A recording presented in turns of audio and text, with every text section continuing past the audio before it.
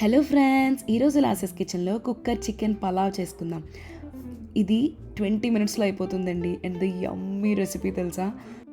ఇప్పుడు ఒక కుక్కర్ తీసుకొని అందులో ఆయిల్ ఇంకా కాస్త గీ యాడ్ చేసి కాగనివ్వండి. మందంగా ఉండే గిన్నె తీసుకోండి, సో అడుగు మాడదు. ఇప్పుడు బిర్యానీ సామాన్ యాడ్ చేసుకోండి, ఇది డిస్క్రిప్షన్లో మెన్షన్ చేసా. పచ్చిమిర్చి, ఉల్లిపాయ, అల్లం వెల్లుల్లిపాయ పేస్ట్ యాడ్ చేసుకొని బాగా వేగి నూనె తేలిన తర్వాత చికెన్ యాడ్ చేసుకోండి. ఇది బాగా కలుపుకొని ఇప్పుడు తగినంత కారం, ఉప్పు, పసుపు, కాస్త ధనియాల పొడి, జీరా పొడి, పెప్పర్ యాడ్ చేసుకొని బాగా కలుపుకోండి. ఇలా కాస్త నూనె తేలిన తర్వాత ఒక గ్లాస్ రైస్కి 2 గ్లాసెస్ ఆఫ్ వాటర్ యాడ్ చేసుకోండి.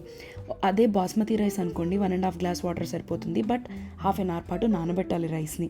ఇప్పుడు పుదీనా, కొత్తిమీర ఇంకా కడుక్కున్న రైస్ని యాడ్ చేసుకొని బాగా కలుపుకొని సాల్ట్ చూసుకోండి. టేస్ట్ చేసినప్పుడు సీ వాటర్లా అనిపించాలి. అప్పుడు బాగా కలుపుకొని లిడ్ క్లోజ్ చేసి 2 విజిల్స్ అయ్యాక ప్రెషర్ తీసుకొని చెక్ చేస్తే పొడి పొడిగా మన చికెన్ పలావ్ రెడీ అయిపోయింది.